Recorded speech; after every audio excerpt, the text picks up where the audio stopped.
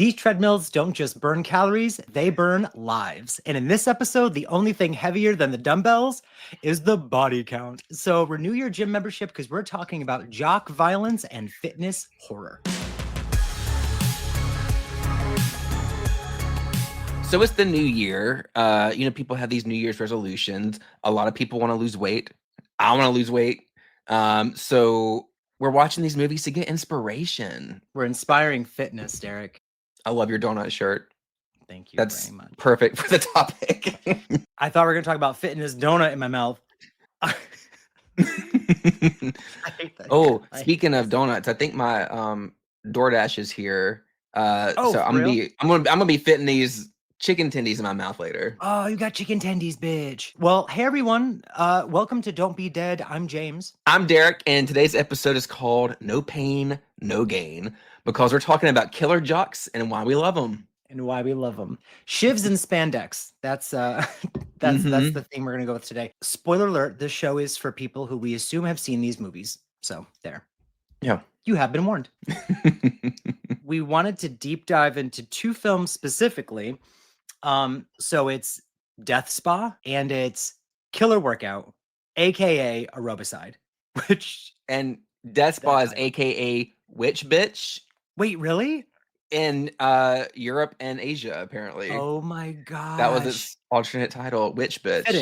Fitting. Mm-hmm. Makes sense. We should have included this in our witch episode. She's just a bitch. I don't know about the witch part. She's such a bitch. She's making her problem everyone's problem. When every time they would cut to her and she's just like pushing the buttons, going, and I was like, you petty bitch. Like, even in death, you can't just stop trying to be the center of attention. I know. It's pick me. So pick me. I mean, I can relate though. I know. But okay, before we get into those movies specifically, it's game time. Today's game is called Deadlifts and Dead Bodies. Okay. All right. Okay. I am today's overzealous, handsy personal trainer, and this is Derek's first time at the gym, and we're playing Deadlifts and Dead Bodies. So, are you ready, Derek? Yes, I'm so ready. Okie dokie. Now, this is trivia, and I did it as multiple choice, so to make it a little, not ridiculous. And it's based on mostly the two movies we're going to talk about today, but a couple other like fitness-based horror scenes, mostly deaths or near-death experiences. So here we go. Just a couple questions. Okay.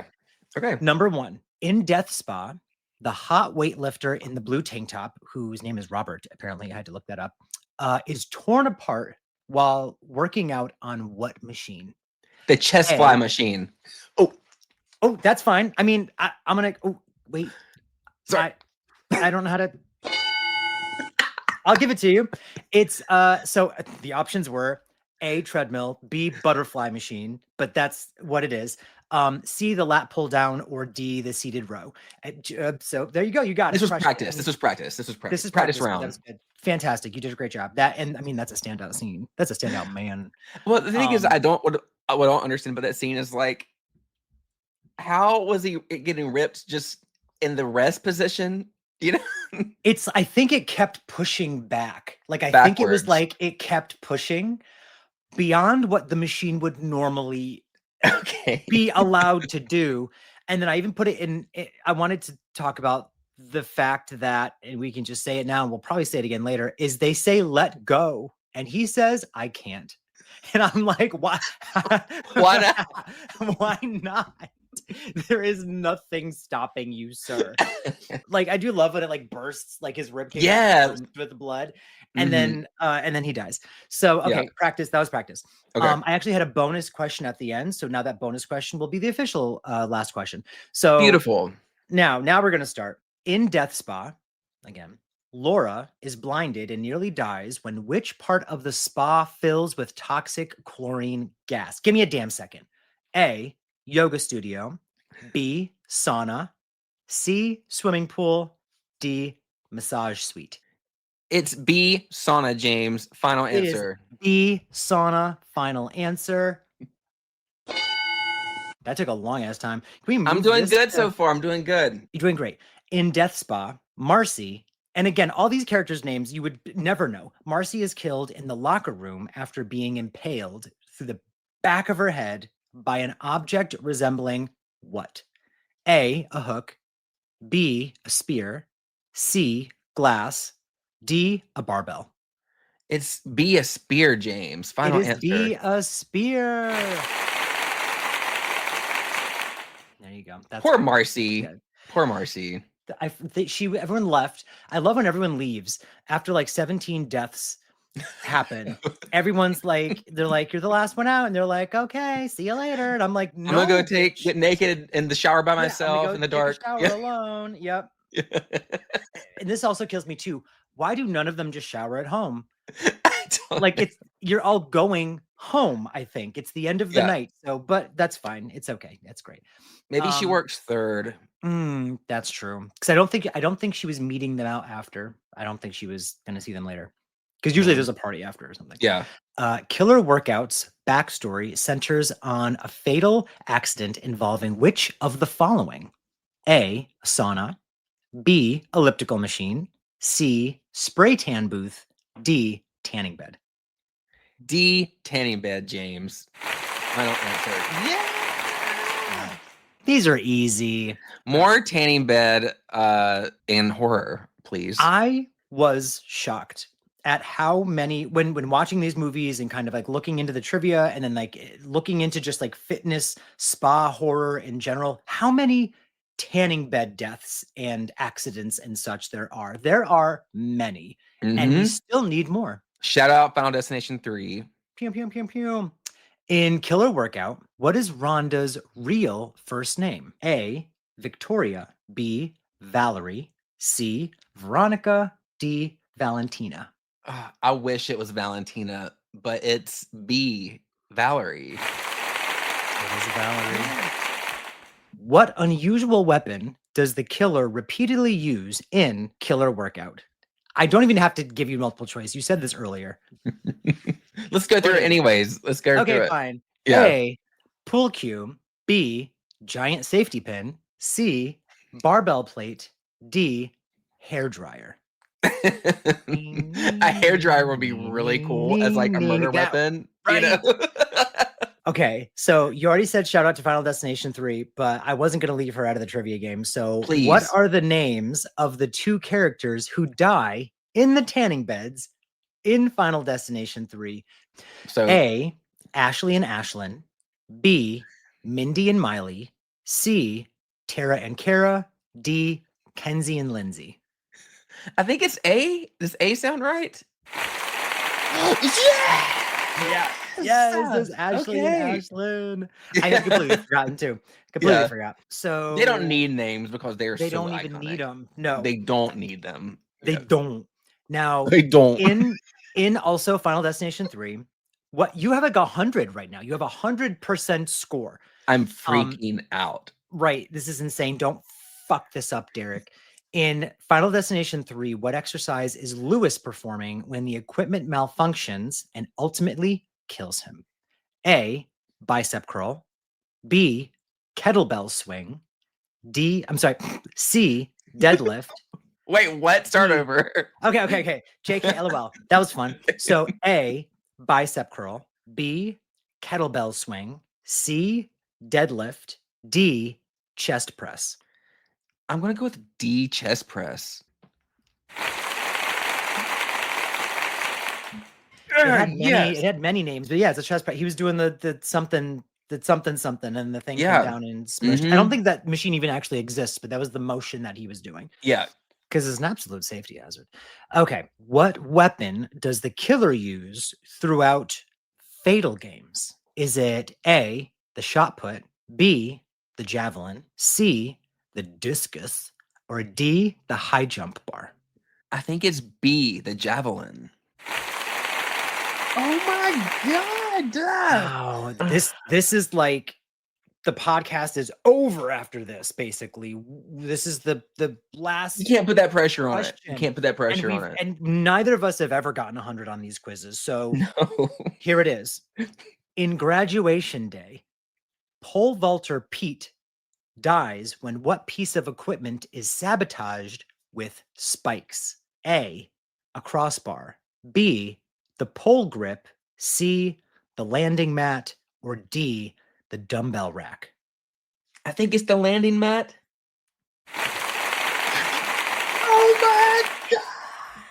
Guys, that has been Don't Be Dead. There's no more podcasts. There are no mountains left to climb. What else is there? I've seen and done everything. Holy shit, Derek. You just won. You're the first ever winner of Don't Be Dead games, right? Yeah. I'm gonna send you this dumbbell. Oh my God, it's because I'm This dumb. is yours. Yes, exactly. Yes. This is yours. This is only 15 pounds. And I think I broke my arm. Oh, Congratulations. I'm out of breath now just looking at it. Yeah, that was a lot. How do you feel now, Derek? Derek, how do you feel? Coming at us live from your tanning bed at the Starbody Health Spa. How do you feel? Crispy. Her personality's burnt. Burnt. That doesn't even make sense. All right, that was fun. Okay, Derek, let's talk about jock violence. Jock violence.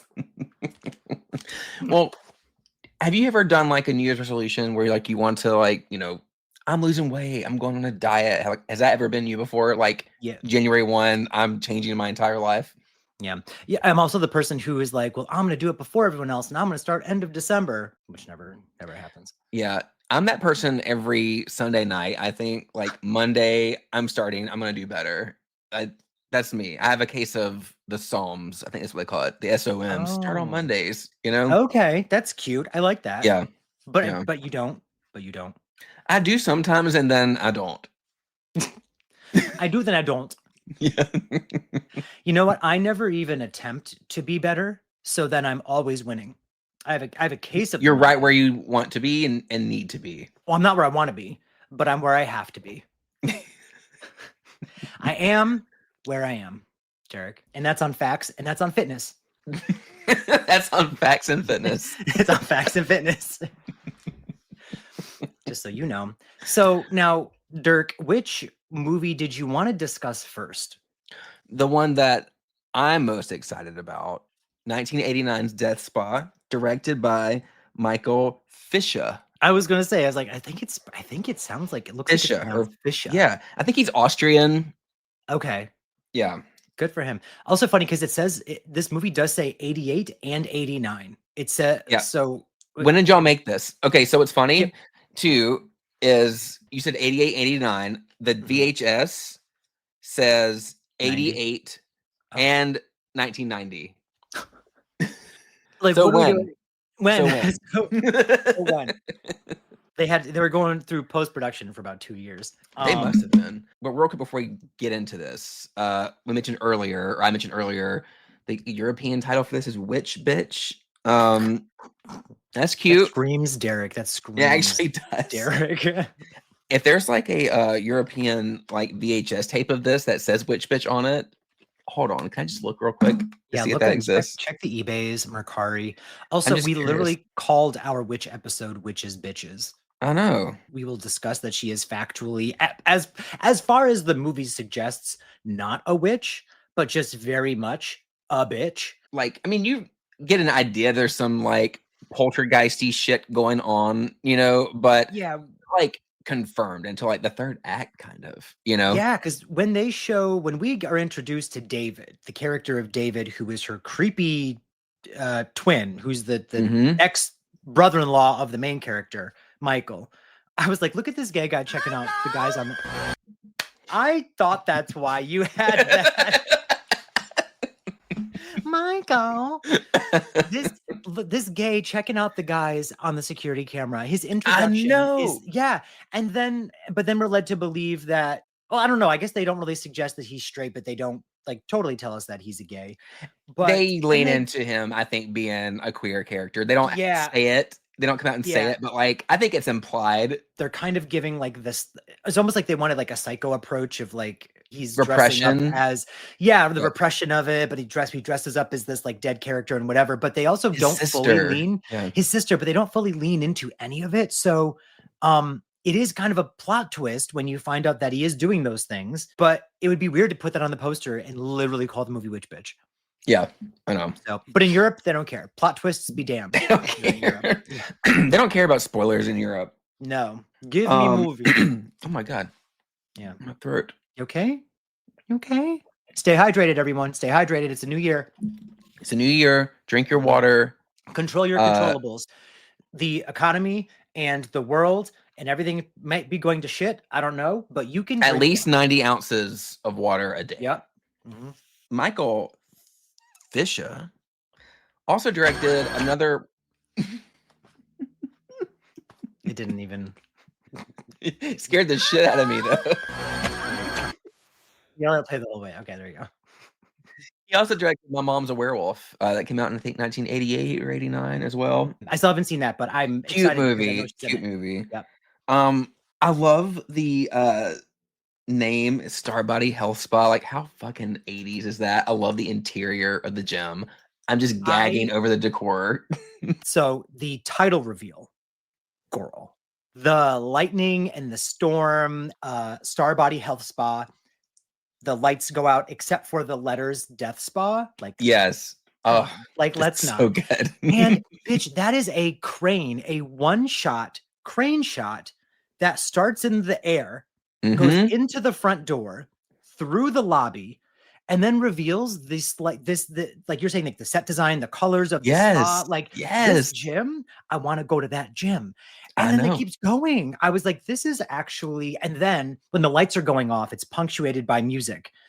So it starts off like fun and flashy, and then they zoom in and the music tries to be serious, and then the lights going off is kind of punctuated by that music. And I was like, what am I getting myself into? Now the opening does not kind of set you up for anything to come, because everything after that is absolutely bullshit bonkers in every way.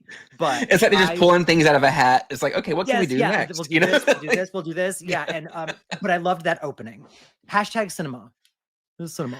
I was listening to a little bit of the director's commentary, and it has like the director and I think the producer, and maybe is the director on the director's commentary. He is. He's on it, as well as like 2 other people. So fuck you. Well, he was talking about how that shot was such a pain in the ass. Like they did it, I think he said, like, I think we did this like 180 times before we got it right. Oh my gosh, I believe it, but it's perfect. It was a lot of like different colors they were, working with the neon lights. I think, and then the big lightning bolt had to hit at the right time. There's a car moving, and like you said, the crane going into the gym. Like, complicated setup, but kind of right off the bat, you see a real familiar face, Ken Foray. Fucking Foray. What a king! What a king! What a body! What a body yaddy! Who'd have thunk? Yeah, I will say it's early to say maybe, but underutilized. Definitely in the movie, you think he's gonna be more of like a hero character. They kind of set him up that way, to introduce him so early. You think that they're going to use him a lot more, but like they sprinkle him throughout. Another familiar face you also see is Brenda Baki. Brenda Baki, are you familiar with her? I don't think so. Oh, she's the lady in the intro. She plays Laura. She plays Laura, who gets like the chlorine in her eyes and burnt. Yeah. I want to ask something. Yeah. Sorry, because she's doing beautiful dancing to a really fun song.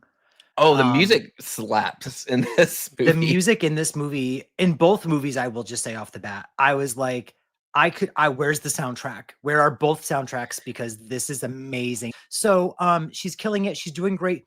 Why is she touching herself in the sauna? I don't know. I wondered that too. So okay. All right, so she's dancing. She's doing her little like dance workout, and I guess Ken Forey's character, he must work there, I guess, because he says, "I'm locking up. It's just you or whatever."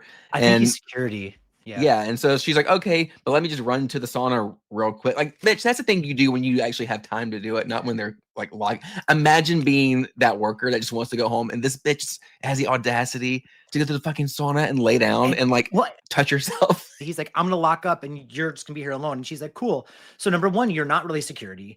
And number two, the 80s were too trusting because I what in the know. world? But yeah, she was like, I just want to go like rub one off in the sauna, you know? Like, what the fuck? Like at nighttime. It was just so weird. But continue because I have a lot more thoughts on her and the character relationships in this weird fucking movie.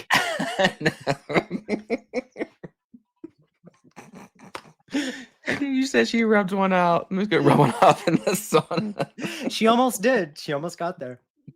Yeah, unfortunately, she gets stopped because the steam in the sauna starts burning her skin because of chlorine vapors.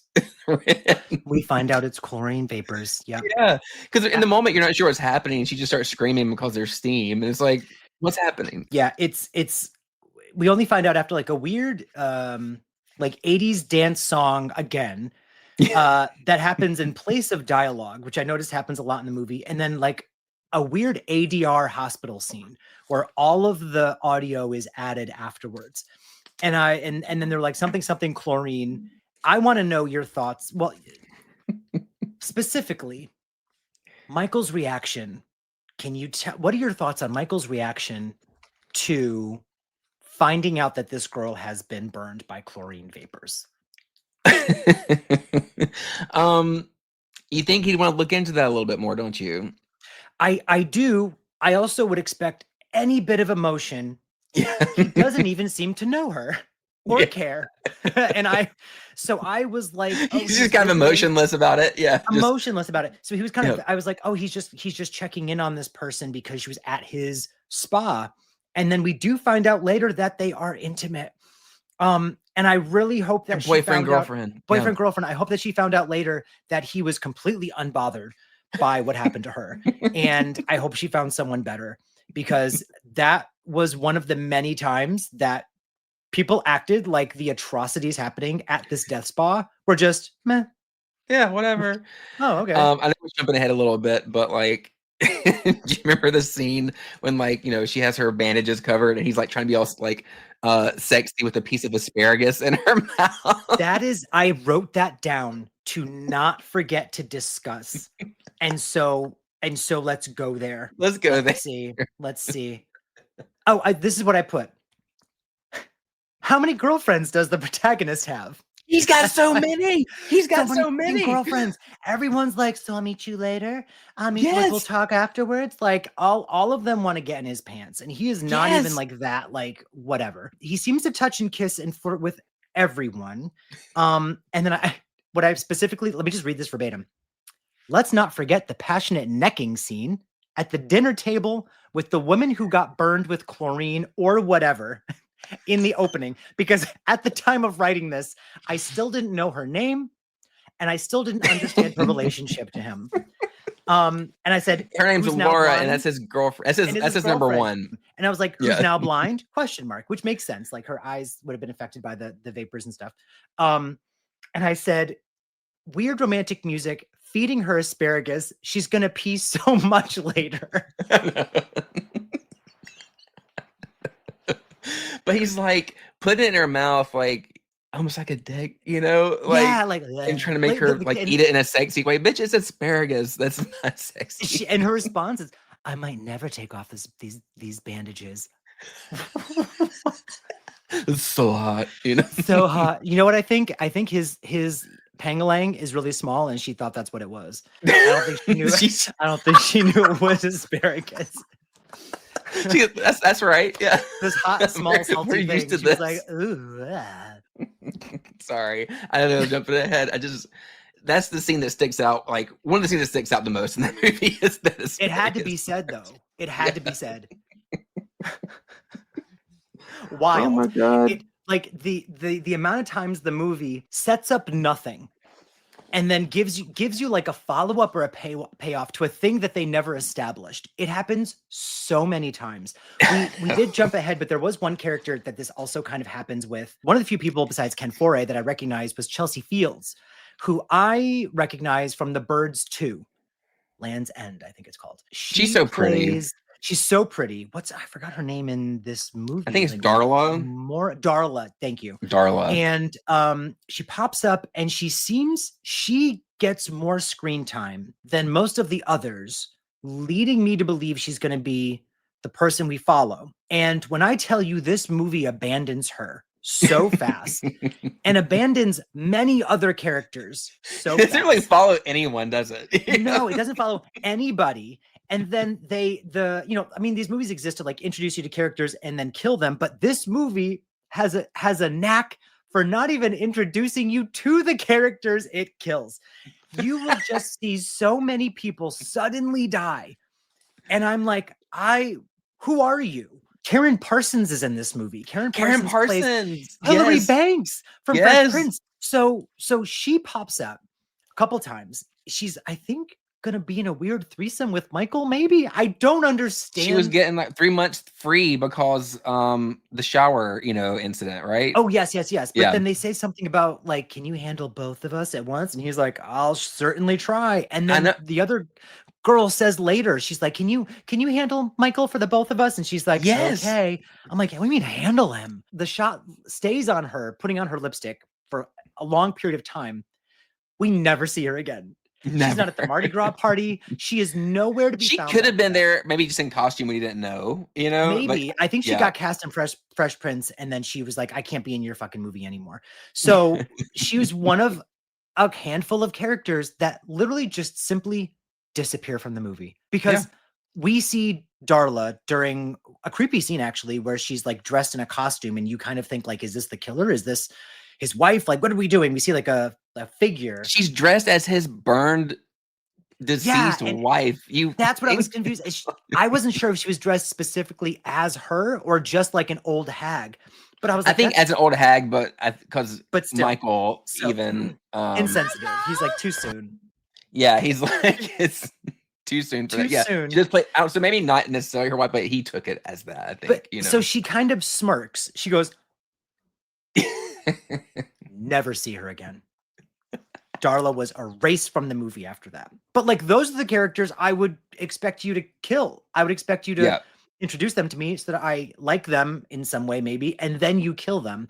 But there's even more, but we'll get into them because there's so many like random. This happens a lot in Killer Workout too. The trope of getting introduced to characters or not, and they just die. Well, and the thing, I think Killer Workout at least commits to that, where like every character you see on screen has an end of some kind. I was just so confused. I'm like, did I miss it? Did I miss something? Like, did I miss where Darla was like, okay, guys, I'm moving to the East Coast, or where Hilary Banks is like, okay, I'm going home now. Going home now. Yeah. Like, nope. She's put on a lipstick and supposedly going to see Michael later. And then we see Michael later. She doesn't see Michael later. She doesn't see the end of the movie. I don't know. I mean, a lot of people die at the end of the movie, so maybe she ends up dying in that pile of people. I don't know. Maybe. Yeah. But poor Darla. So she does have a strange accident on a diving board. Like the screws just come loose on their own while she's on the diving board, and like she falls in the pool. And like they made that scene sound so like the sound, and they made it so dramatic for what it was. Mm-hmm. I'm like, she literally just fell in the pool. She's gonna be fine, like because she even says like the thing almost fell on me, and I was like, it fucking should have. Like, but it didn't. But it didn't. But I think that's when around the time we are introduced to the detectives. Yes. Who are just more characters that we are introduced to, although they both have finite endings. They close the loop on the detectives. They close the loop on the detectives. There are so many kind of like side things happening that don't really like, they do connect, but none of them ever affect the outcome of the movie. No one is doing anything that virtually actually affects what happens in the movie. But this plot has layers to it. There's a lot of layers in this plot. Has a lot of layers. There's multiple floors of this spa. You could call it Death Onion almost, because it has that many layers. Yeah. She just peels. Yeah. She just peels. Neon, every layer is a different color of neon. So yeah, the detectives are there to investigate what happened to Laura earlier. Um, and it's like, well, she was picked up by, city EMS or whatever, and that's why they had to come investigate what happened to her. But yeah, and like you said, as they're there, that's when the diving board collapses, and they're like, "What's going on here?" And so you quickly find out these are characters that are gonna kind of stick around for Yeah. the duration of the movie because since they're on like an investigation assignment. So David says like bolts on a diving board aren't controlled by the freaking yeah, security system. yeah, because Same there's with the the gym has a tiles. computer system that it like Yes. runs the whole thing more efficiently. It's almost Yep. like AI kind of a thing, like 80s Sorry. AI. Yeah. We didn't really Yeah. establish that. It was cool though. It was like very like you swipe a card to like use the machine and it will adjust accordingly, I think based on like hmm who you are or something. I was like, that's a cool like thing to suggest. And they don't shove that stuff down your throat too much. So I was like, that's kind of cute because I mean it's not too far off from like the kind of crap we do now. It's But like Peloton now. Yeah. it's like a Peloton now. But David does mention like the tiles because there's like a steam room massacre, if you will. Lots of boobies flying around. Lots of And boobies. lots of boobies. Besides the boobies flying around, the tiles start to fly off the walls and attack the girls and whatever. And that's what we mentioned earlier, where I'm just gonna say Hillary Banks. Hillary Banks is getting a couple months for free at the spa because of the incident that happened. No one died, but Because people she had a got bad hurt. shower. She had a Yeah. bad shower. Yeah, the water wasn't hot enough. But I did find out it was they used a porn casting agency for the girls in that scene Oh. for the trivia lovers. So, I mean, I'd love to go back and watch and be like, I mean, I wouldn't recognize them because I wasn't, the porn I was watching was not, there was no ladies in there. But to go back and see, what kind of work they did, I'd love Yeah. to see their other films. Where are they Wait, now? Kind of a where are thing. they now? Where were they then and hmm where are they now? Good Yeah. little nugget there, James. I didn't know that. But yeah, so the security uh, system is like kind of what the spa is known for. So they have like a security room with carpet. Carpet Carpeted is flooring. everywhere. Yeah. Oh god, it's so 80s. It's so 88 or 89 or 90 because they don't even know when the movie came out, but it probably was filmed in 86 or 87. It's I so know. that time. So yeah, carpet on the floor. Blech. I did also notice. I'm so sorry. We're gonna jump around now because my I love ADHD. it. It's okay. There's like a key to get in the security room because this is a hmm high tech, for the late 80s, a high tech spa security system, whatever. It's kept in this room. Only David knows how to use it. David. So it's Dad. locked. And at one point, they're like, keep David out because we suspect David is a cross dressing serial killer. So at one point, when they say the door is locked, it's not. Somebody walks right in without using a key. Like, okay. And then when they leave and the door like opens. And as it opens, I noticed that the other side of the door doesn't have a doorknob. So, like some doors that like they're just like you just push them open and they Yeah. have like almost like a metal rectangle. Yeah. Like cut. It's like a bathroom door, Yes, it's like a bathroom door. And I was like, what the fuck? Like, so once I saw that, like the door almost, I feel like if they had let the shot go on, you would have seen the door like open and then swing back and close again and like do this, but they cut it. It was wild to me. Like this maximum security system door. It's a door that goes both ways. It just goes both ways. Yeah. Yeah. It goes both The ways. door was by. Yeah. So what we learned is that the owner of this gym, Michael, his wife died back in Wait. oh, Wait. can I hear you? I'm here. Oh, there you are. Okay. That's what all right. Wait, you're cutting. I was doing that on purpose. You bitch. You stupid bitch. That's what it's that's what I saw your mouth moving, but nothing was You're coming really out. good. You're really good at that. You're really good. Fucking liar, Derek.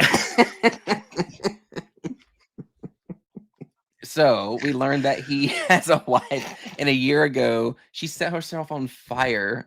I guess because she was depressed after what they have a miscarriage or something. Yeah, they barely touch upon that.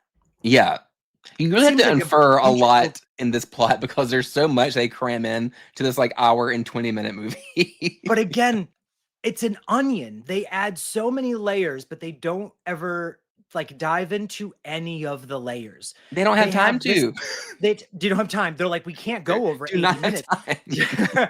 They had like a burning wheelchair vision that I thought was cool. I was like, okay, this it's giving Lots of like dream sequences. Lots of 80s dream rock sequences. video, lots of dream sequences. Like Derek said, you have to kind of like put some stuff together on your own, but there's some things that they basically just tell you in like a throwaway line. So there's a Mhm. character introduced later who's like a parapsychologist or something. Yes, And parapsychologist. Yeah. parapsychologist, he like touches a thing and he's like, your wife burned herself alive after the baby was miscarriaged and you blamed yourself. And I was like, what? Wait, what? We don't He's get like, to "You find that read out. that in the paper." Well, Go any David kinda further. hints that they thought that, Laura and Michael were having a thing Oh, yes. Yep. before she died or whatever. Right. And And Laura, like, Laura, when denies she's it. She's like, yeah, I didn't do yeah, that," you know? yeah, she's like, Yeah. I know you think that, whatever, Yeah. but But I'm keeping these bandages on forever. Yeah. exactly, yeah. Listen, I believe I think Michael was a cheating asshole. He probably was. That's the thing is, but then we don't get any follow-up from that. So I think that they were Yeah. supposed to, you know, he was no victim. What was his wife's name? Catherine. Maybe Catherine wasn't all wrong, but but she was a bitch. So She had her reasons.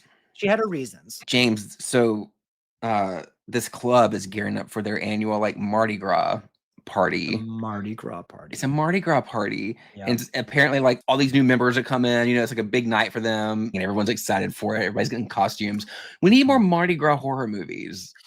Yeah, I was like, well, what else is there? And I think I said like Hatchet, and you said Candyman 2, I but think it's it in New makes Orleans, sense and I think there is, like, a Mardi it's Gras called moment. because it's called Day of the Dead, right? It's called Farewell to the Flesh. Ah, fuck. Is the third one called Day of the Dead?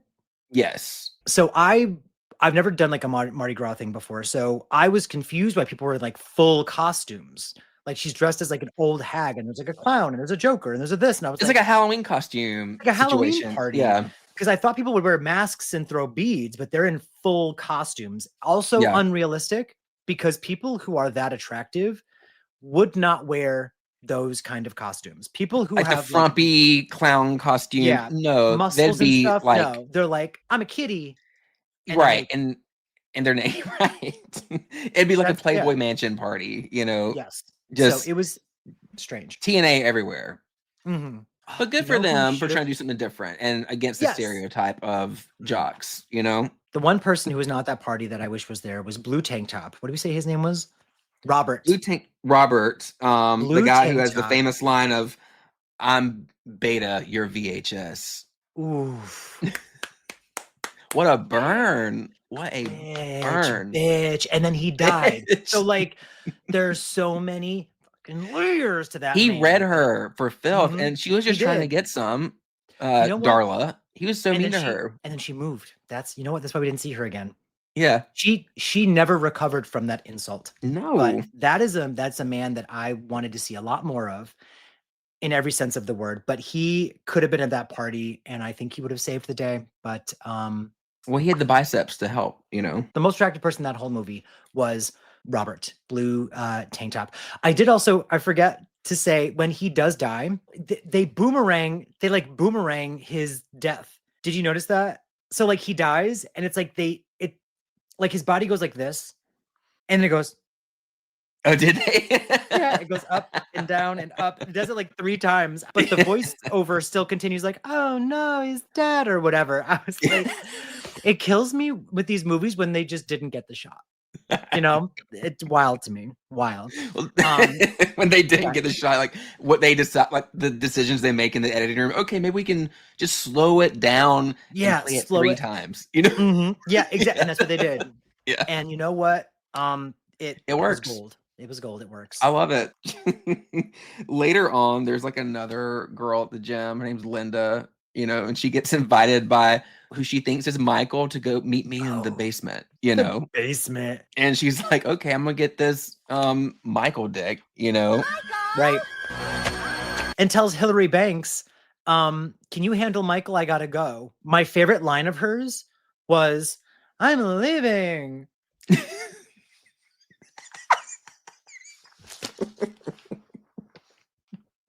I rewound it. All of her lines are delivered with like aplomb. coming from me, who if you gave me any line, I would just face plant and die. But she was like, she like looks around at this disgusting basement. After being there for like several minutes, realizes there's no Michael, and she goes, "I'm leaving," and then just kind of like floats away.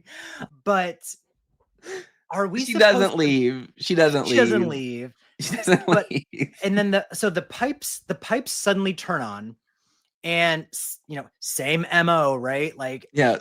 I'm getting tired of this, but it's the chlorine whatever shit comes out and burns her. This time it's a liquid, not a I think it's steam. like acid Okay, it's is acid out of the pipes. So does the pouring on her. security system now control pipes? Yeah. Okay. In this gym it does. Yeah. In this gym it does. Yeah, like it's gonna, how much weight can you lift? Oh, because we didn't even say the guy before, when he dies, it's like 150 pounds, 160 pounds, 180 pounds, and he's Oh, like, yeah. ah, and then he dies. It also controls, the acid levels in the pipes naturally, and it controls the lights in the lobby. All of those in one Her system. death though, the practical effects were giving in this. When you think she's dying, because girl, she's not dead. The poor thing. When No. you think she's dying, so good. I And mean, it it's was like her weird skin's because just melting off, it's melting basically. off. And it was weird And because her yeah, her acting is like, and I was like, what's happening to her? And then they cut and they show us the practical effect. yeah. Mm, So you think she's dead because they cut mhm. away. It's like, all right, well, she's RIP girl. Yeah. And then that parapsychologist emerges again, after Michael told him to go fuck off.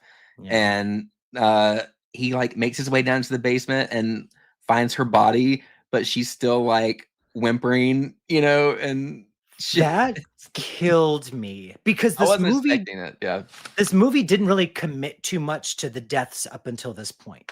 The deaths would just happen. They were quick, they were whatever, they were meaningless. And then they show us this melting corpse body who's whimpering. Basically going, Derek, Mom, her heart was still beating, but her chest was open. Her heart is beating outside of her. I was like, what the fuck? And then yeah. the parapsychologist, he's like, and He he like flies around. the ghost shows up of Catherine shows up and he like points his gun at her, but then like his hand explodes instead. And it's like a ceramic hand. Like, Yeah, his hand just randomly explodes. So, and that's the end of him. and that's the end of him. What a useless character. It's I a know. combination of, again, like another person who like is there to, you think, maybe solve something or uncover something or move the story. No, just there. Also, chain smoking. He's in like the scene with Michael. I think he lights like 3 different cigarettes, and they're only talking for 90 seconds. I know. But my question is then, because we do find out later that Catherine, the dead wife, has possessed, I think, her brother. Mm-hmm. So it's not psycho where he's mental and thinks he's his sister. It is that her ghost has actually possessed David. But it's also like her ghost has possessed the security system. But Yeah. then it's like her ghost can also just be walking around on its own. So Derek, what the fuck? Well, let me explain it. Please do.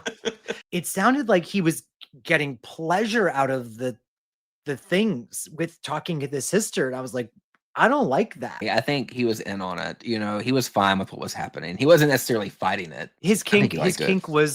kink was possession by dead sister. So Yeah. very niche.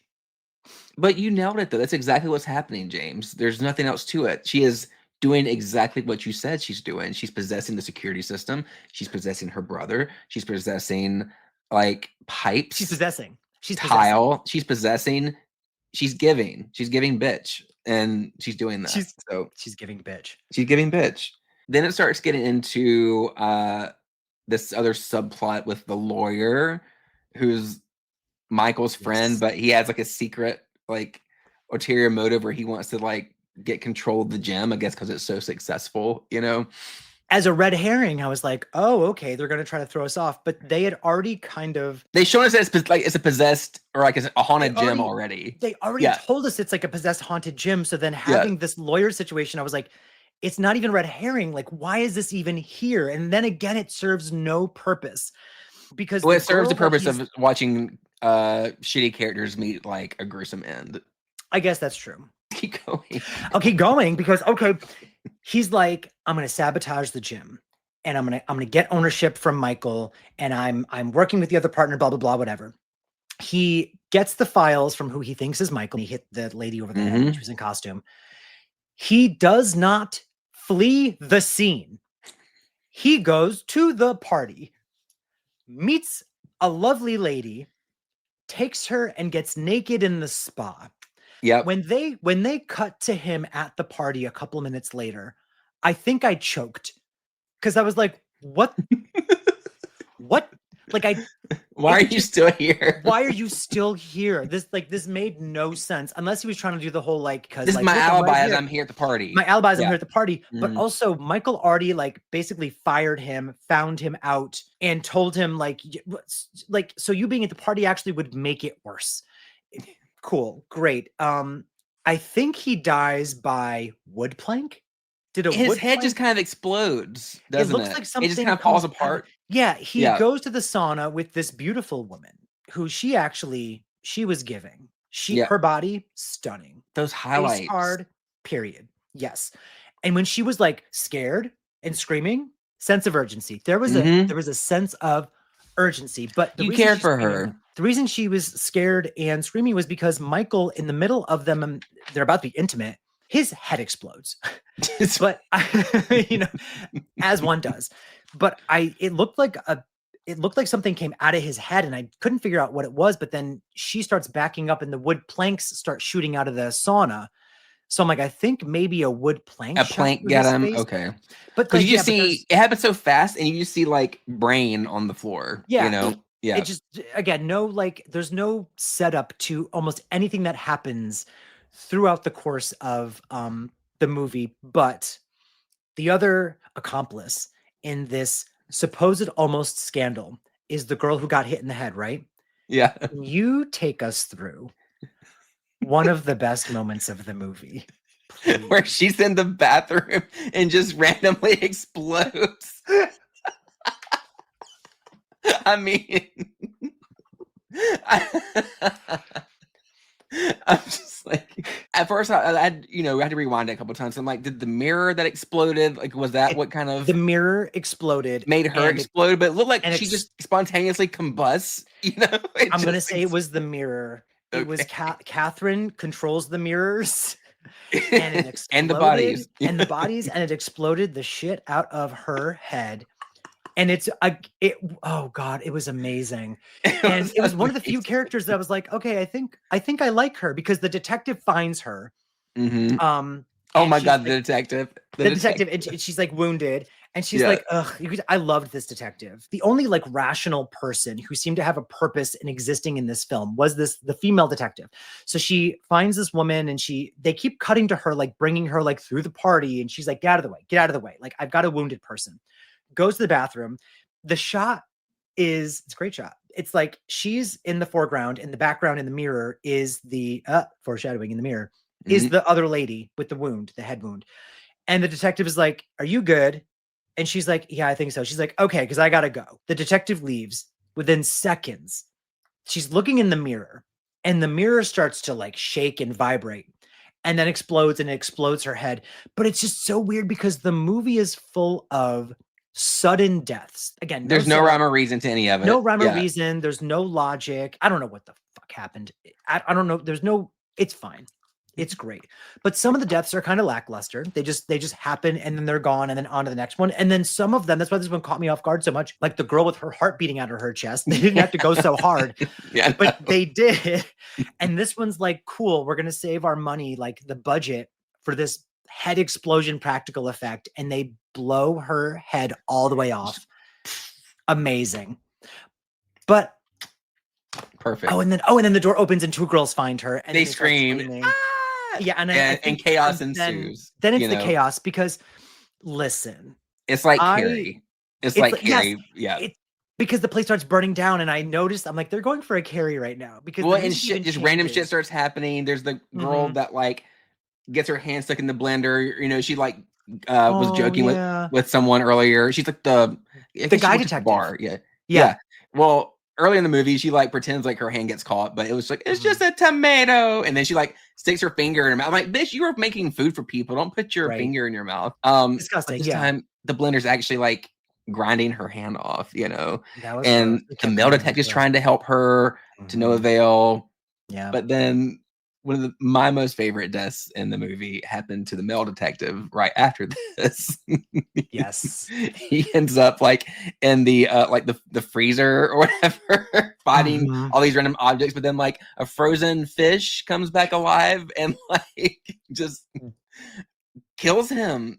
The Death fish kills him. yeah, yeah, I think whatever it was that they were eating earlier naturally comes alive, and I think, like, eats like, it rips his throat open while the diet pills are exploding in the background. Yeah. Yeah, death by exploding diet pills and frozen fish. Oh, I liked so him, good. though. I liked him. But meanwhile, when all this is all going on, Catherine has incapacitated Laura and has tied her down to their high-powered tanning bed and is trying to fry her to death. Like, For a demon, demonic, witch, possessed ghost, whoever she is character who can do anything and kills everyone pretty quickly, she doesn't kill Laura. she's mad at that hoe. She wants to like Mhm. make her Make her suffer. suffer. She would make Mhm. you suffer. You know what's crazy to me? And I was thinking about this. Okay, plot hole. But Pothole. If it goes to Catherine, all she wanted was Michael to kill himself and to be with her. Why didn't she just kill him? Just like she Possess killed these him. other people, you know? Well, kill him, or she could have possessed him and made him do that. Yeah. Over. That's the whole movie. We wouldn't have a movie. Oh, they even do show a part, like a dream sequence where she's like, "Michael, come to me and we can be," and he like Oh, throws and he himself. like jumps off the balcony in his Yeah. dream. Yeah. Yeah. David has powers, then doesn't have powers because Catherine has powers, and then I don't know. But another thing, we're in the party, Mardi Gras party. Catherine is killing bitches. She's walking around. So Mm-hmm. there is clear direction given to Ken Foray to look out for Catherine. And he's like, huh? They're like, I know. Look out for David. Look out for David dressed as Catherine. Yeah. Do not let anyone in the security room. What follows is a scene. Now, because everyone, okay, all right. I feel like everyone knows Catherine. They know about Catherine. They knew Catherine. They saw Catherine. She existed. She was the wife of the guy who owns the spa. This is not a stranger to anybody. They all know what Catherine looks like. When she's walking literally through the party, no one bats an eye. No. No one says anything. No response. She Like, walks into didn't the you die room. last Didn't year? you die last year? Isn't your picture actually in Michael's office? And every girl in this place has been in Michael's office. So it was in the newspaper. The parapsychologist even saw it. The other guy, there's like a guy dressed as a pirate or something like that. And he's told, he was cute. He was told to go keep an eye. And again, look out for someone dressed as, Yes. when she walks in, he goes, "Miss, you're not supposed to, excuse me, miss, you're not supposed to be in here." You like, We call it's those just, himbos, James. It's a bunch oh, of okay. himbos. What do you Bunch of expect? You himbos. know? I was confused. I was so confused for the last like 30 minutes of the movie. And maybe that was the point.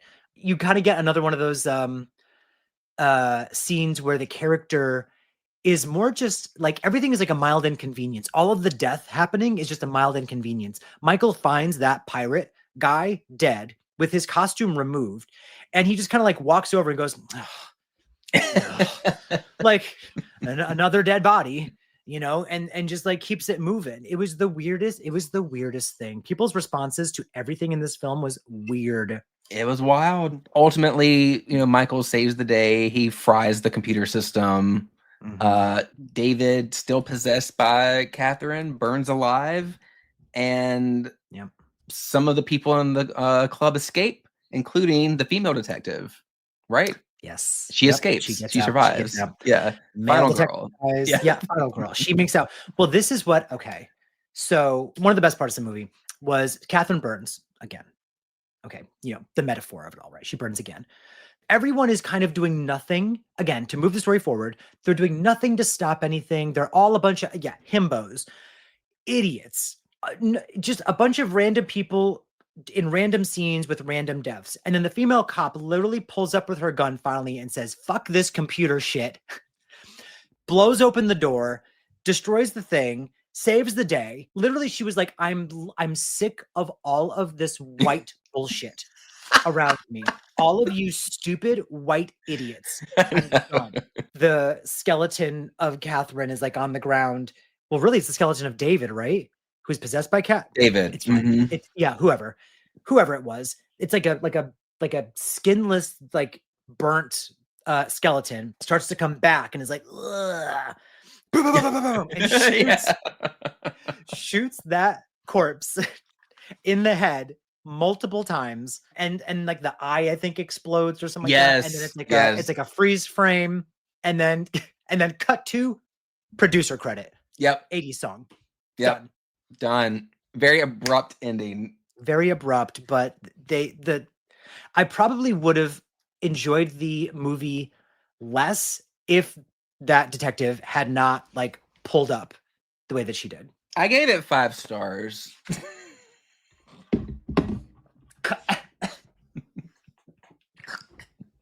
I really like this movie. You really, I really enjoy this movie. I did want to acknowledge the aerobic instructors. There's like a male aerobics instructor who's wearing like several pairs of socks over his shoes. And I don't know if that's a thing.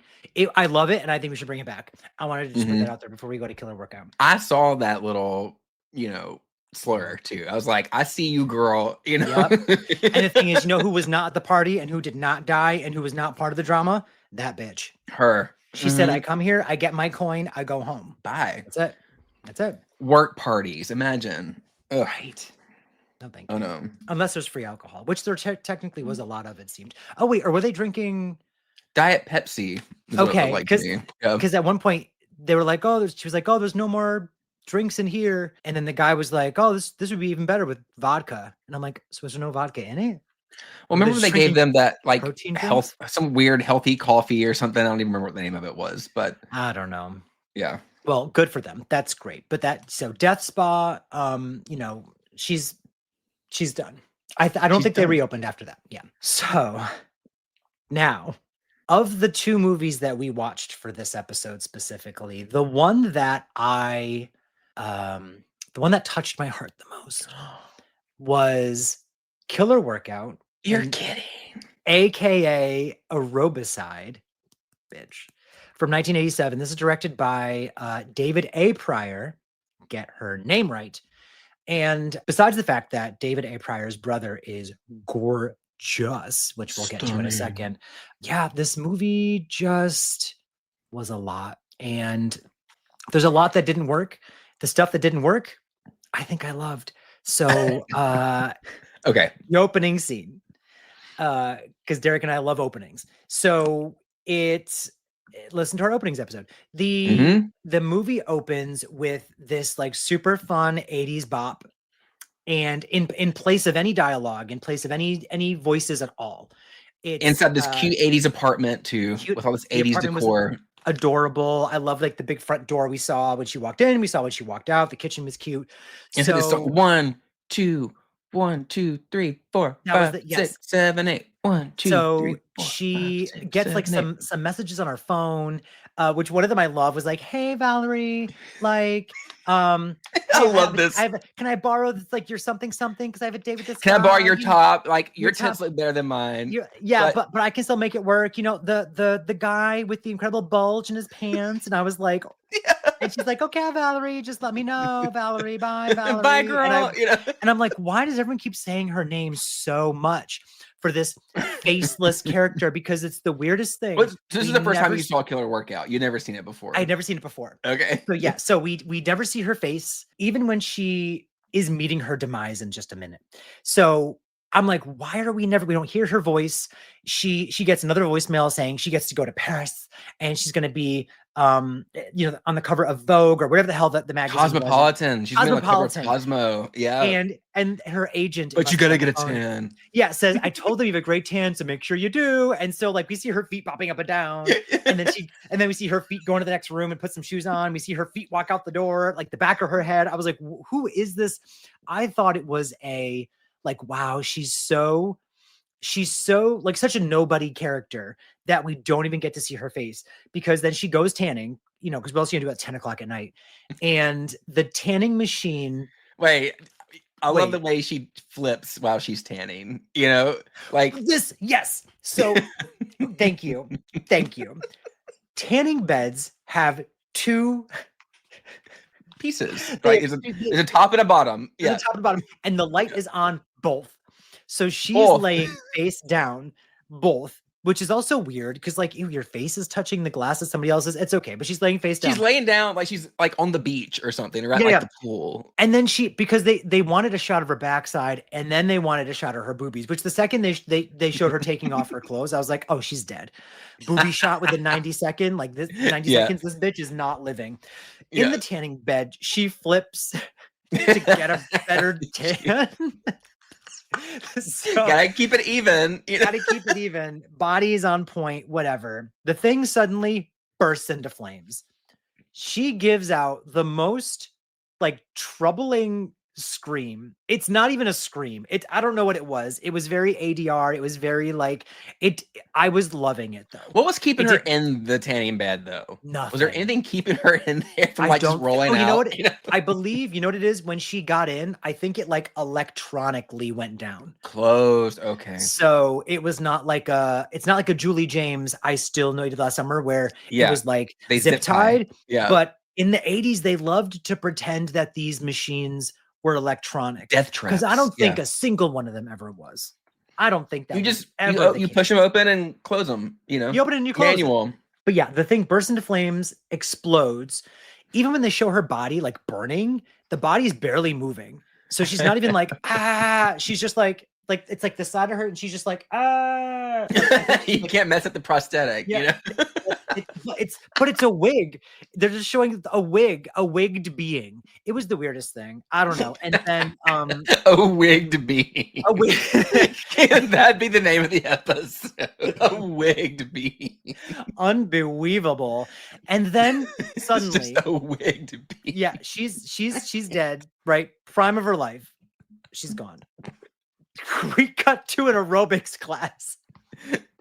And the boobs are bouncing. Like I think this is one of the many reasons. Up the cracks of every orifice. Yes.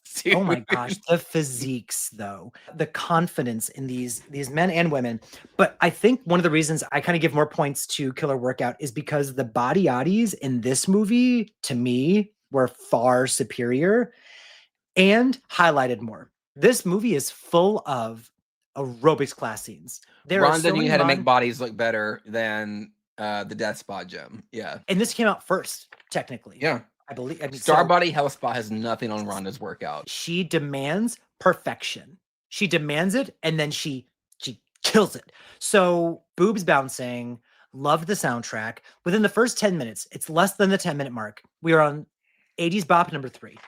I was like, this movie is trying so hard. Did you listen to the lyrics of any of these? I have lyrics written down, and I want to know if they're the same ones. James, is it the same? Do yours start with "If you look like"? Oh, it's like if your body's feeling much too big and you look like Mr. Hippo and Miss Pig, you better work out. Animal workout.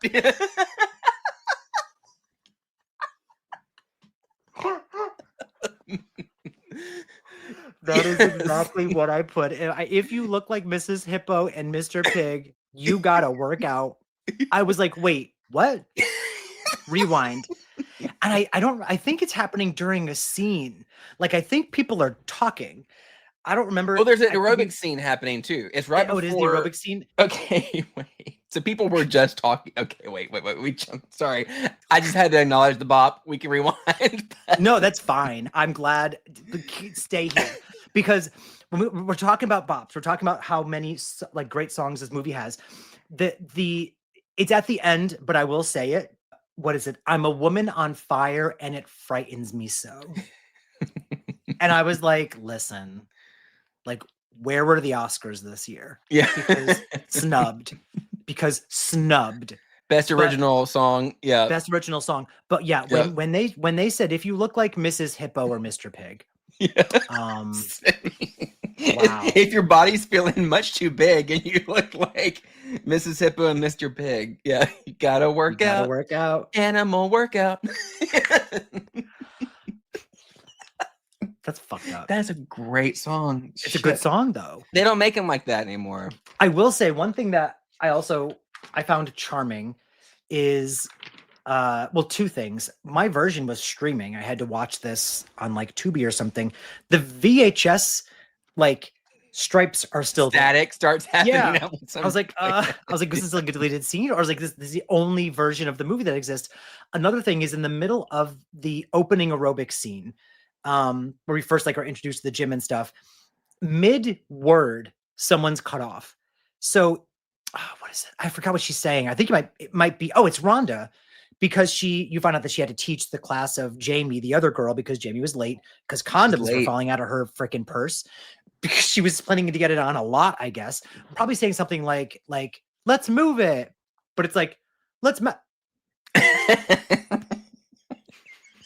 it is mid-word. I listened to it again today, and I was like, nope, it's literally mid-word. You mean like how I edit some of our episodes? How you edit some of the episodes. I'm in the middle of laughing, and you're like, that can go. Nope, we're tired. Done. You're done, bitch. That's exactly what they did in this movie. But I mean, I'm gonna say it again. The bodies were fired. The bodies were fired. Mm-hmm. The bodies were fired. There's lots of them, lots of bodies. For the most part, I could differentiate each person. There's two guys that looked identical, but I appreciated the fact they gave them two different colored tank tops. Oh, Jimmy and like Tom or something. Yeah, because I was like, I don't understand. No, two different tank tops, so we're good. I'm pretty sure also Jimmy was Canadian. If this was not filmed in Canada, because he was like, you just made a mistake. Like it was very that whole scene. Listen, David Pryor loves a karate moment in his movies. Does he? Okay. Yeah. That's like a thing that there's lots of kung fu in this. There are randomly random kung fu. But my favorite thing you mentioned, Rhonda had to teach the aerobics class because Jamie was late because all of her purse and shit was, she just shows up late, whatever.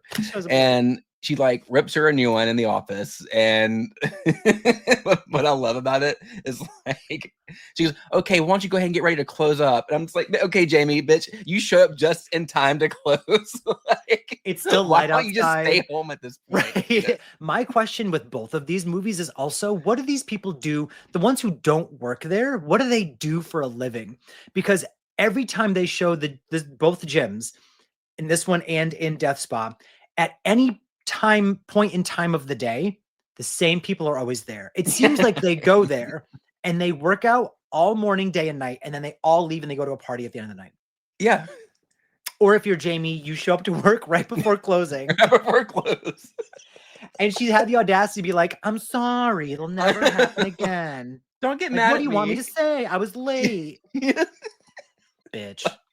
Don't even. Insubordination. We've talked about insubordination. Like, thanks for showing up just to close. Insubordination. Mm-hmm. And she's like, but the thing is that she's like, but I'll take you to dinner. And I'd be like, okay, fine.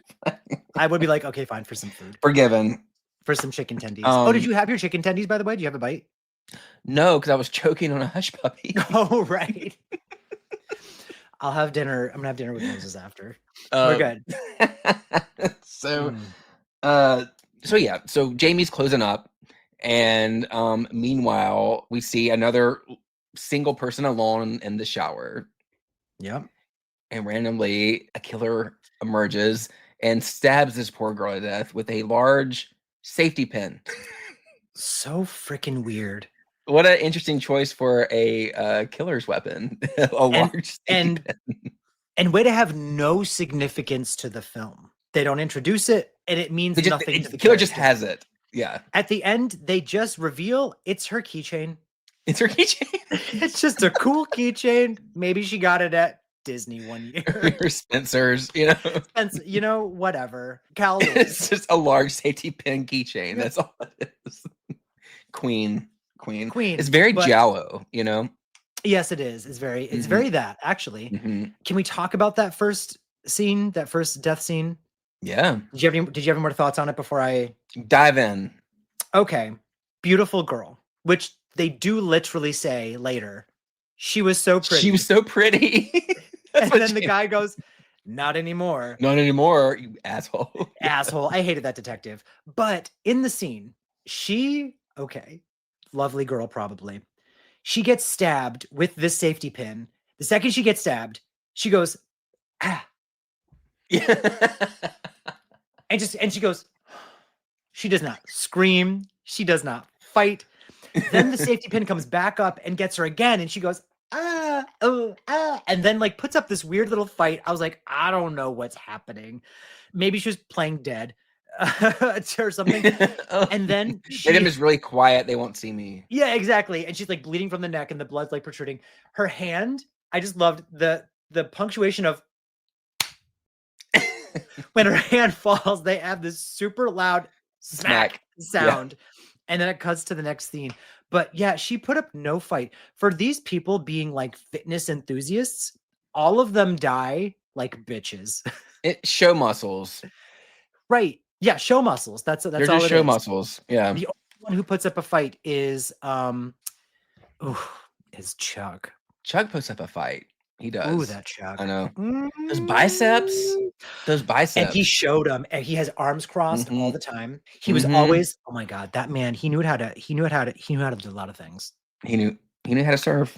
Maybe not do his actual job because he was like a private investigator, we find out, or something. But I know. Well, when we're originally introduced to Chuck, it's like the next day or whatever, and Rhonda goes into her office, and Chuck's just in there in his like blue tank top and his blonde hair and his biceps, just rummaging through her files. And she's like, "What are you doing in here?"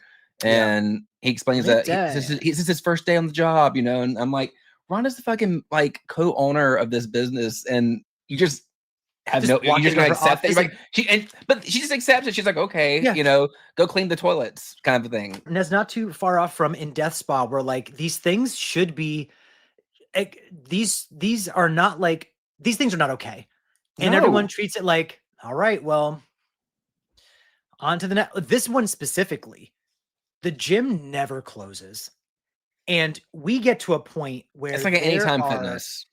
It's like, well, no, I mean, after the murders, but sure. Yes. It's like an Anytime Fitness. You just let yourself in. It's just not, I don't know, a 24-hour gym.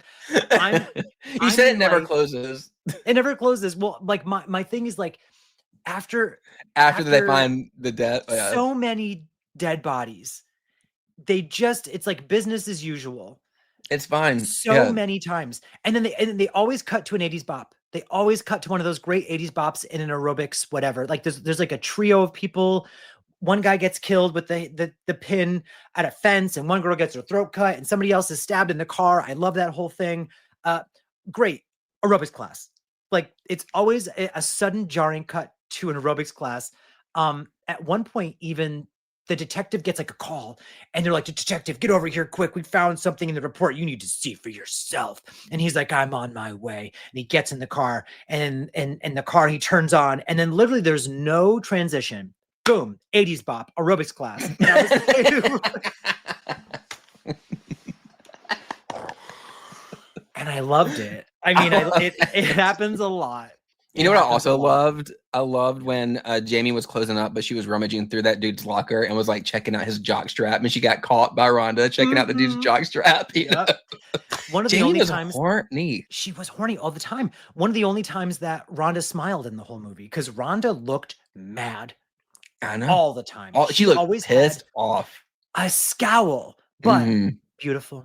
Gorgeous. Well, even at one point when Jamie's actually like teaching a class and like having fun with it, Rhonda like calls her to the side and she's like, "Stop just showing off your tits and ass and teach this Yeah, class. It's like, bitch, what do you think I'm doing? I'm that's the teaching the whole. class. This is my selling mechanism. This I is what know. sex sells. If you didn't know, It's just like, Rhonda. goddamn, bitch, I'm teaching right now. Right, we Like, leave work me at a alone. gym. Like, what are you Yeah. talking about? But then I guess it goes with Rhonda being jealous. We find She out, was jelly. But Rhonda is stunning the whole time. Every time somebody walks into a room, regardless of what's happening, it could be like, Rhonda, you have mail. Rhonda, someone else died. Rhonda, I have a question. Anytime somebody walks into her office, she's always like, but looks beautiful with Great her hair. eyeliner. Great Great hair. hair. Yeah, no, the face was Did giving, the hair you was giving. did you peep Joel Hoffman in here from Slumber Party Massacre 2 I and absolutely Pumpkinhead? did. Yeah. I absolutely Little did. cutie, 80s cutie. I was like, I recognize him. His name is Brad in this movie. First, I thought of Slumber Party Massacre 2, but it's crazy because in all three movies, he seems to be, I mean, he's an actor, so wow, James, but he is like a totally different person in all three movies. He's in Pumpkinhead as like the Wow. sympathetic, whatever. And then in Slumber Party Massacre 2, he is like the himbo douchebag, whatever. But in this one, he is that, but a different version of that. And for some He's kind of reason in like a this one, mean, kind of gross version. yes. Yeah. And in Yeah. this one, for some reason, his body looked the best, but he still looked really good in Summer Party Massacre too. But I'm like, where did he go? Why don't we have more Joel Hoffman I know. in the world? In the But they world. were he was doing some kind of not nice locker room talk with this other dude Not about even locker the room. They were dead in the girl. gym. Yeah. They were Hmm. working. He was like doing this at Yeah. the oh, let me get my dumbbell. He was like, do you think the Give a guy prop. hit Yeah. her first? And he's like, I would have. And I was like, I know. and then Rhonda hears. Oh, Rhonda Rhonda heard. hears. She Rhonda heard, heard. and Hmm. then someone conveniently had to get bopped on the head Bopped. with a dumbbell. Yeah. And then that other dude got bopped in the head with the safety pin after he found his fucking Yep. dead mean Yep. friend. Yeah. Mm-hmm. Hmm. Mm-hmm. Joel Hoffman, we were rooting for you though. We I hope you're doing was. well wherever you are. I hope he's doing fantastic, and I hope he makes a He should do comeback. conventions. I'd meet him. Absolutely, I would too. We always want to meet like the side characters. We love the sides. He's a leading man in some stuff, but we love a side, Hmm. especially an attractive side. We After already that's when we meet Chuck, and then he ends up taking the trash outside and randomly gets in a fight with Jimmy because Jimmy's like, "You need to stay away from Rhonda." And then karate fight. It's Street that Fighter moments breaking out. he yeah. Jimmy Yeah, has many Canadian accent moments, but that's where he says like, "You've made a big mistake." big mistake. And then he goes to punch, and Chuck catches it, and he's like, Yeah. "Uh-oh." Yeah. And Chuck kicks his ass. And he says, like, next time I'll finish it or something like that, or be the last or something. I don't know what he said, something like that. Catches the attention of this girl named Debbie because she like is impressed by the fight, and she's like, "You want to go for a ride?" And Love Debbie. while he's on the clock, supposed to be working, he goes, "Sure," and just hops in the car with her and takes off to her backyard, and they're just sitting back there having Having a Pepsi, Diet Pepsi. shooting shit, and then they start fucking. Yeah, that's the thing. She wants to slip into something more comfortable kind of moment. She leaves and comes back and is just like in another gorgeous outfit. And then he's like, I have to go back to work. You should have never left. Your shift had just started.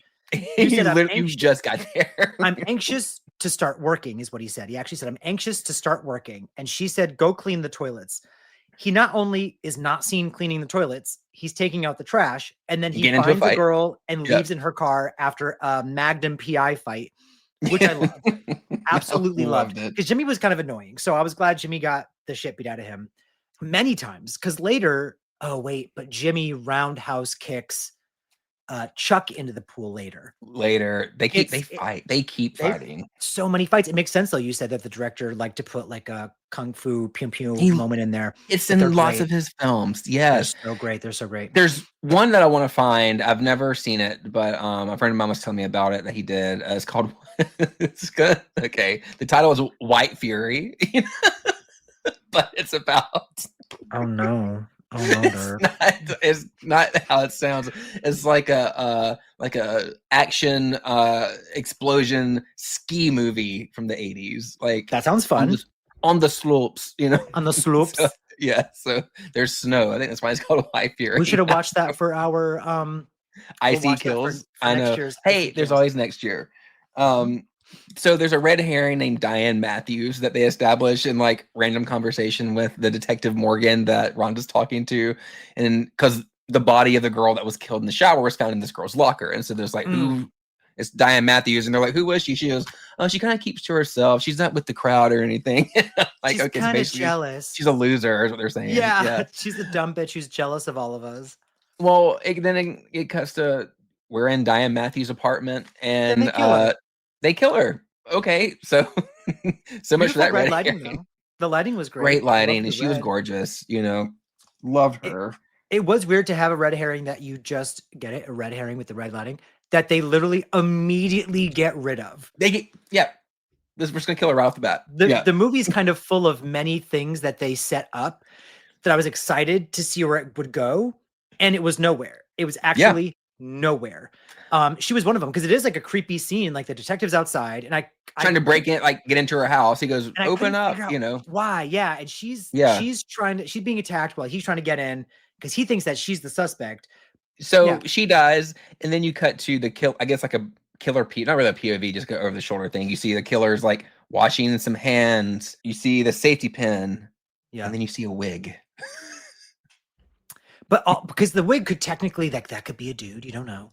But Yeah, they show women's it's a woman's hands. I was like, oh, I okay, couldn't tell if it was. definitely. I couldn't tell the gender of the hands. It just looked like They hands to looked me. very like thin with like longish nails. And I was like, Oh, oh, that's a girl's hands. oh, It's like, okay, like one of the girls. But I still didn't really suspect Rhonda. you didn't suspect Rhonda. I still didn't No, suspect Rhonda I that much. felt Like like it was too obvious when I first watched that's this. I'm why. like, it's too That's why. obvious for it to be Rhonda. You Yep. know, like you Yep. they to me, Rhonda was like the biggest red herring because she was in the background a lot and like hearing Mhm. conversations and these people would die. I'm like, well, it's so obvious, you know, like Yes. it's not going to be that. They want you to think that. Exactly. I leaned toward thinking it was more until they showed those hands, and I was like, wait a second. I thought it was the detective.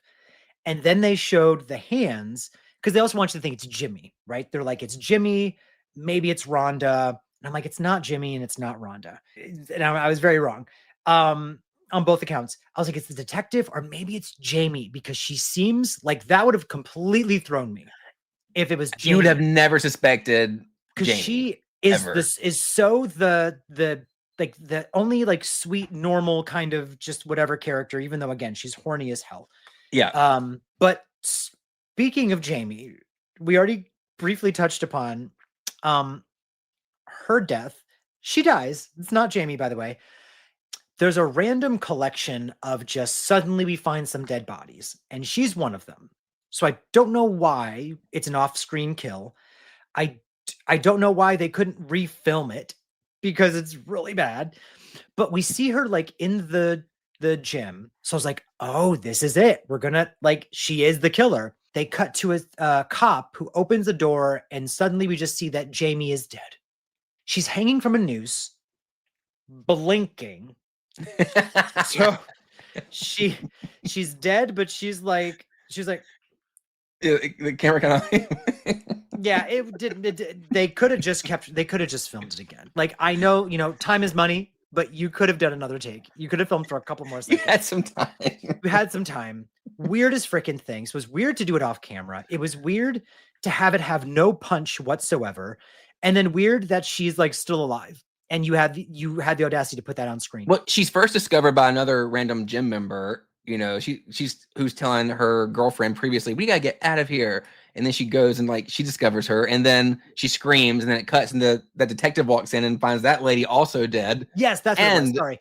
her hanging. So it's like It was a a lot of bunch of off-screen deaths taking a lot of place here. off-screen weird, like you had to kind of put it all together for yourself. And I wasn't trying to do that. I wasn't in the mood to like put shit together on my own. Also, she had like a Stalker Channing face. Did you realize that? Yes, I could see that. Yes. Stalker Channing. So she Hmm. deserved better just for that, if nothing else. She was Um, gorgeous. She was like a major character in the script. You know, it's like yeah, that's what I'm saying. A character we establish and we give like not backstory, but like we give her like a a couple little more lines, development, a and little you more kind of development. yeah. And then she's just hanging. She's just hanging. Unceremoniously hanging. I Yeah. know. Oh, So real quick, did you notice like the teens that were like spray painting on Rhonda's workout windows. They wrote Aerobicide and they wrote Death Death Spa. Spa. Yeah. Yes, I saw that. I love that. Yes, I loved both of those. I was even looking in Death Spa to see if there's something that about a killer workout. Yeah, nods to To that. see if there Yeah. was some kind of connection or something. And then there's some weird sequence with some random dude named Tom. He's like dreaming that Jamie's coming in here about to bang him. And then Yeah. clone, like a doppelganger of Tom, comes in the room and like cuts her neck. But then he wakes up and then he's also killed. For why? I'm like, what's that about? Like, why is there more? Why does this random person have a dream sequence? Where Death Spa gave you a bunch of like, they gave you the payoff with no setup. Killer Workout gives you lots of setup and no payoff. When we start to turn the tables on Rondo, and we start to say, I think it's Rondo, the detective, who we haven't really talked about much, who is, in my opinion, bland, boring. Yeah. He, when accusing Rhonda of possibly being the killer, when he says, Rhonda, I think you're the murderer. He says to her, and I quote, because we've already established that she actually was the burn victim from the opening. He calls her out and says, your name is not Rhonda. You are Valerie. Valerie. You are Valerie. You are the bitch who got burned in the tanning bed. And you're mad. He says to her. And what he says to her, I wrote it down so I would not mess this up. He's such an asshole. A couple things. Deadpan. You couldn't get a job starring in a freak show.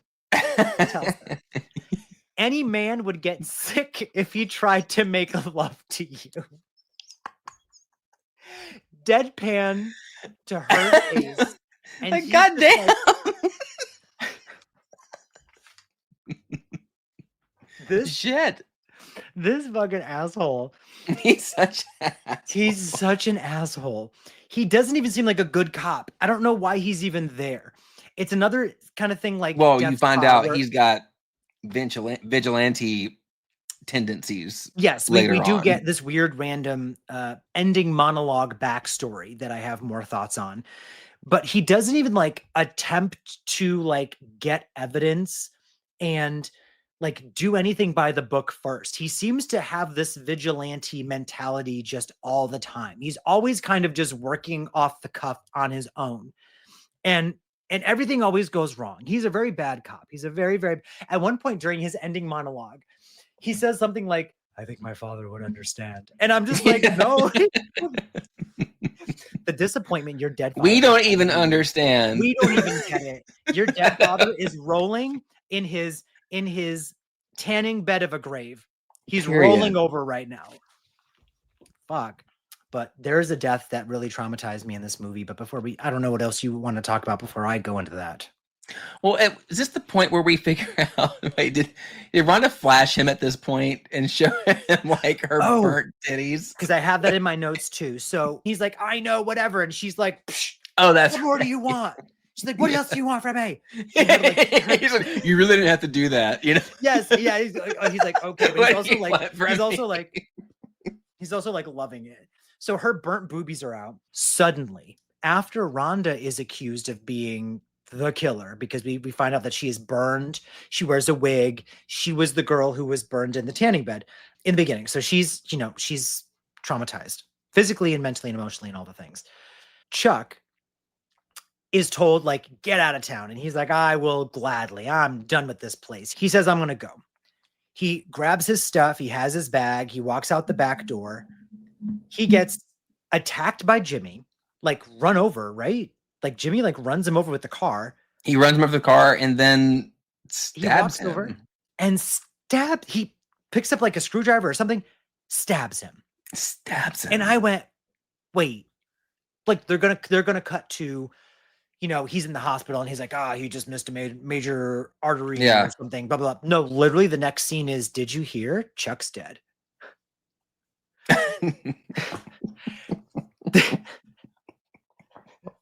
So that's what it is. Yes. The character that we've been following, essentially, who I think is supposed to be the protagonist, the hero. Hero. Rhonda's a side character The detective is a side character. All of these people are side characters. The main character is Chuck. Chuck dies. Chuck's dead. Chuck dies. His death is a throwaway line. Didn't you hear? Chuck's dead. Oh. Who did it? Jimmy. That's weird. Jimmy. And then we got this random chase that Morgan's chasing Jimmy through the streets. And then Jimmy knocks the detective out. And then he goes back to find Rhonda. And he walks in on Rhonda naked, right? Jimmy was trying to take the fall for her. Basically impress her by taking the fall, yeah. He was going to take the fall for her. He was going to kill Chuck. And then I think Jimmy probably knew that Rhonda was the one killing the people around the gym. And he was going to take the fall for that too. Yeah, he was trying to help her out. And she said, I don't need your fucking help, Jimmy. Blah, blah, blah, blah, blah. Jimmy's a bitch. I'm glad he died. Jimmy, he was a creep. So they point the finger at Rhonda a lot. Like, it's Rhonda, it's Rhonda, it's Rhonda, it's Rhonda. Even at the end, I'm like, I'm pretty sure it's But Rhonda. They do show Rhonda put on a wig at some point, though, with her back all burnt. In my mind, I'm like, maybe they want us to think it's her because she was that victim. Yeah. Well, no, there could have been a man in a wig. Yeah. It's they're trying to throw us off. It turns out they're not. They're telling us up front it's Rhonda. The entire time it's Rhonda. With 25 minutes left of the movie, it's Rhonda. And every time we confront her, it's Rhonda. And whenever the detective talks to her, it's Rhonda. Can we talk about the monologue? I just went Yes, please. Again, this makes up, I don't know, a good 20% of the movie. It's exposition at the end of the movie. At the end of the movie that connects to nothing previously. The detective basically takes Rhonda to the middle of nowhere. Now, the killings are done. Jimmy has been killed. Everything's put on Jimmy. And now we basically are told that Rhonda is being looked at as a hero. Jimmy was the killer the whole time, quote unquote. And the detective's not buying it. Yeah. Detective drives her out. Time has passed. Yes. So he drives her out to the middle of nowhere. She goes with him for some reason, She gets in the car with him. Okay, let's go to the woods. Bitch, you are in the middle of nowhere with this creepy ass detective who has been telling you, Rhonda, I think you're the killer. Like, but okay, go off. He takes her out there, gives her this backstory about his father, who, what was the name of the killer from the 80s that his father supposedly found out who it was. You know, the dad tried to put the person away, but he couldn't. And then the person escaped. And then no one ever heard of him again because, you know, he knows his dad actually took justice in his own hands and blah, blah, blah. Now, I told you that in a couple seconds. He tells it to us in like 2 minutes. It's so long. And Rhonda's like, you're crazy. I'm not the killer. You're crazy. You're out of your mind. You're crazy. And he's like pacing. It is this weird, long, freaking monologue that just goes on forever, all to find out that he basically is telling us, he's telling her for some reason that he's going to kill her. Yeah.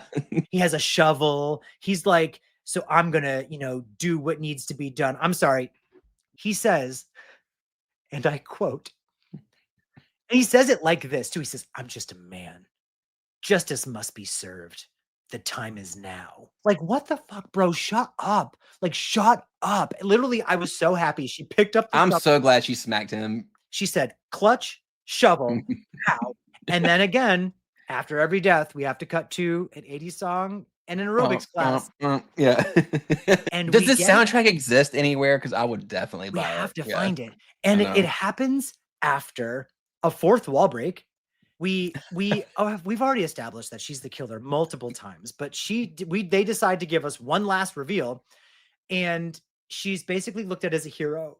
I love when she walks in and everyone is like applauding. They're applauding her. Someone literally says, "Look, you're my hero," and they have like a close up, and she goes. It was the weirdest freaking shot. They're all applauding. And then there's like maybe like a PR person who's like, I'm gonna go run this ad. And she's like, okay, go run the ad. And as she leaves, the camera closes in and Rhonda or Valerie just gives us the audience one final, it was me, and pulls out the giant safety pin. It's like a keychain.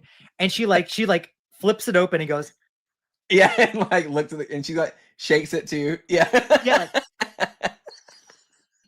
And just like for so long looking right at the camera, and then it says then it says the end, and then it cuts to another aerobics class. So my basically for a free aerobic workout training, just watch the end credits of Killer Workout.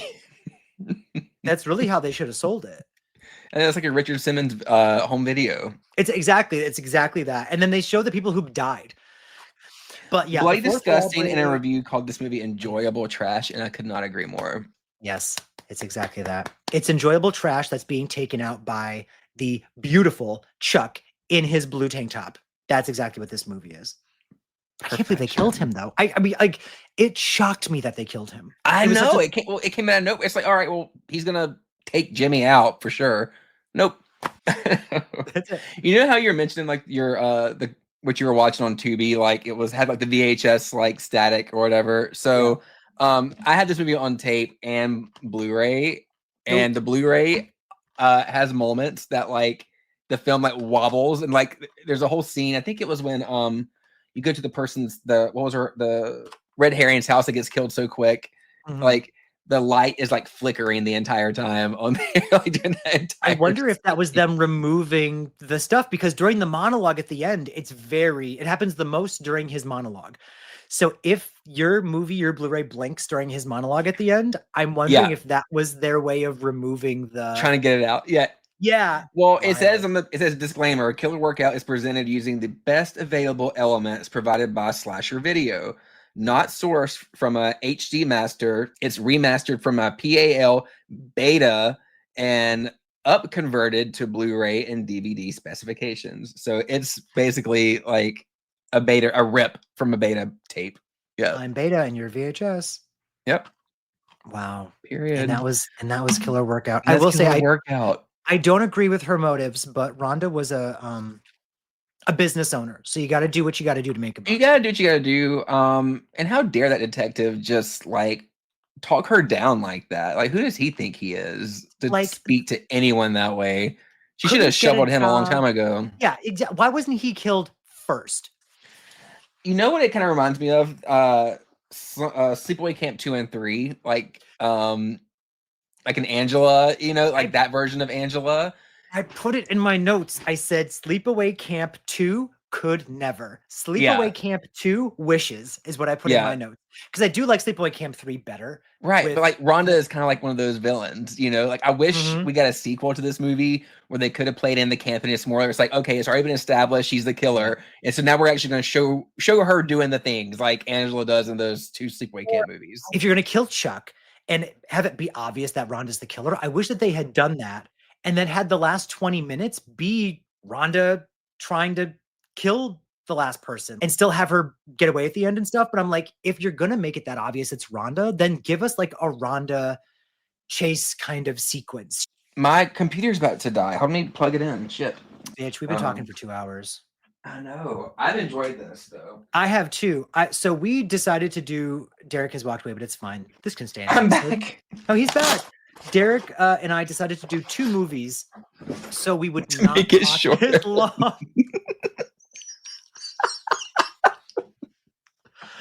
Welcome to our longest episode ever.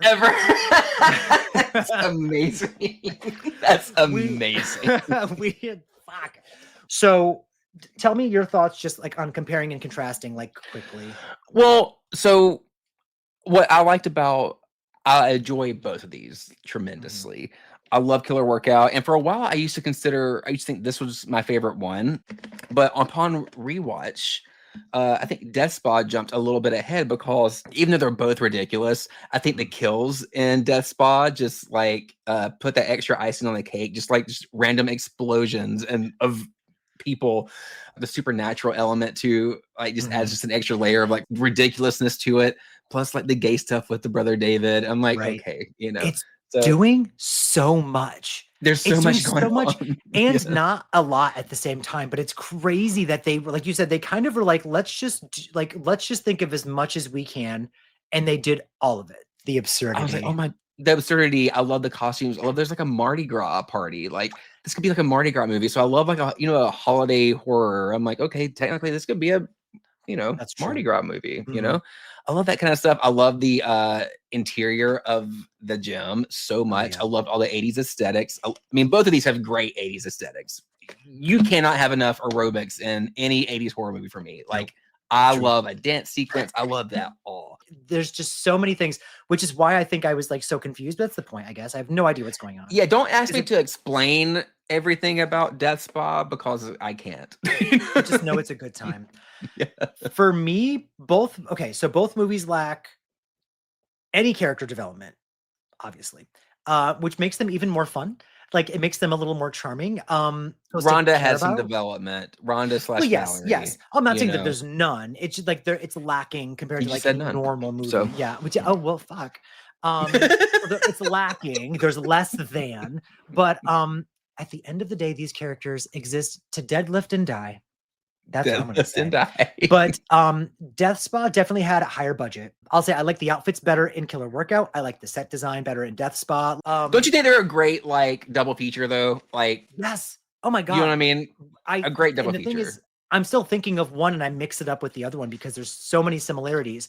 I mean, they could exist in the same universe, really. Yeah, and the practical effects were, I liked the kills and the deaths better in Killer Workout, but the practical effects are so bonkers and more fun and better in Death Spa. So like if one takes the advantage here, the other one takes the advantage here. Yeah.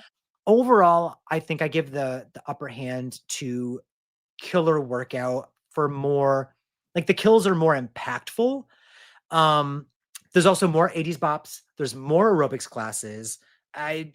Semi-cohesive plot, I guess. Who cares? But I really want a Rhonda's workout shirt. I want they exist. I've seen them I before. Like, there's people that have made them. I think Forrest Retro Release Media has made Rhonda's workout shirts before. Yeah. So at the end of the day, if I'm gonna like root for a killer, it's Rhonda over Catherine. Catherine Oh, can like 100%. choke. I'm So rooting for Rhonda for sure. Yeah. yeah, at Rhonda the is end the of the better day, killer yeah. by far. I mean, it's for her to flash her like her burnt titties. I think, what do Like, you what want else do me you to want? do? I think Yeah. they like you could hear them like they like I know, it was it's good. so It was good. so good. It's so good. James, thanks for watching both of these and humoring me with this suggestion. Thank you for suggesting that we do this for like the New Year's resolution of it all. This makes so much sense, and I'm inspired to not go to the gym, but to watch these movies again. Let's do some find some like aerobics, like home workout tapes at the Goodwill and like try to do Oh my some of them. gosh. We'll do a live stream where we just do the aerobics, and I'll wear Yes. my donut sweater. Yes. Look at my donuts. I'll dress like Joel, wear his little short shorts and tank top and Meet us in the comments and let us know what you think of Death Spa and Killer Workout. You can listen to more Don't Be Dead wherever podcasts are available. Please leave us a review. And until next time, don't be